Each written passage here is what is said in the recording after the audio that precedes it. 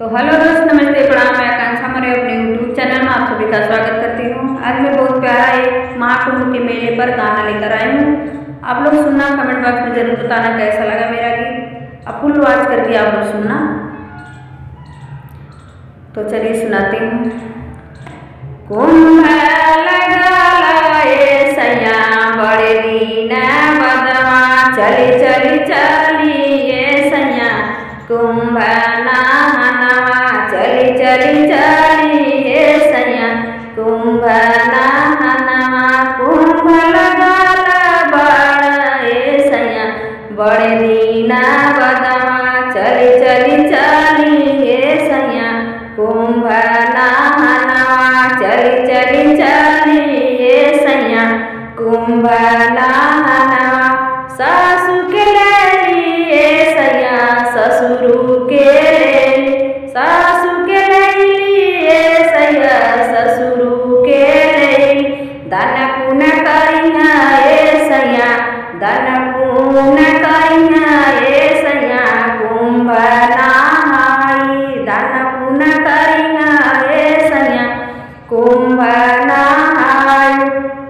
कुंभ लगल ये सैया बड़े दीन बदा, चली चली चली ये सैया कुंभ नहनवा, चली चली चली ये सैया कुंभ नहनवा। जेठ के ले लिए सैया जेठनी के ले ली, जेठ के ले लिए सैया जेठनी के ले ली। डुबकी लगाई है ये सैया सूरज मनाई है, डुबकी लगाई है ये सैया सूरज मनाई है।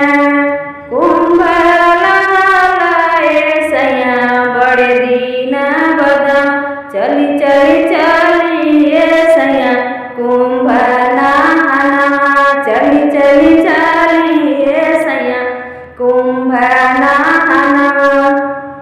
देवर के ले लिए सैया हमहू के ले ली, देवर के ले लिए सैया हमहू के ले ली। सिंदूर खरीदब ये सैया टिकुली खरीदब, सिंदूर खरीदब ये सैया टिकुली खरीदब। देवर खरीदब ये सैया बंसी बजावन, देवर खरीदब ये सैया बंसी बजावन।